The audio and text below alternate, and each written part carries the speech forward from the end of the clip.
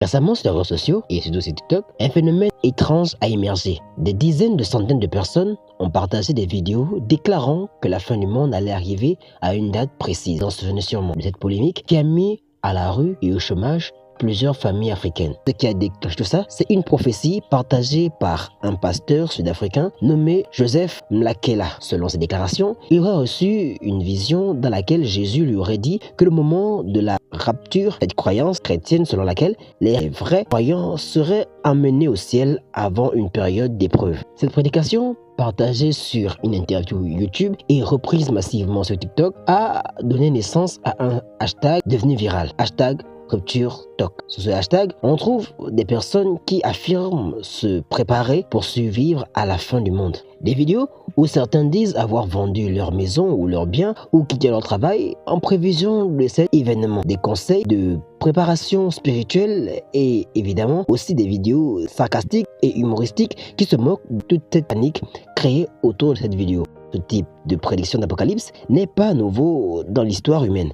Ça arrive depuis des siècles, mais ce qui rend ça nouveau, c'est la propagation ultra rapide via les réseaux sociaux et le fait que des millions de personnes ont réagi en croyant sérieusement que quelqu'un ou quelque chose de terrible ou de transcendant allait vraiment arriver. Cet événement incroyable et à la fois terrible montre la puissance des hommes de Dieu et aussi a créé beaucoup de polémiques autour de la religion et la foi.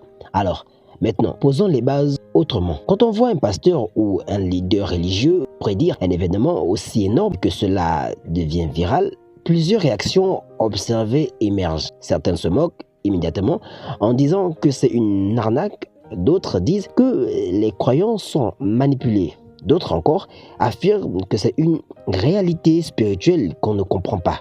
Mais ici, il ne s'agit pas d'un simple cas isolé. Ce phénomène révèle des mécanismes humains profonds. Un pasteur peut influencer parce que des gens sont prêts à écouter.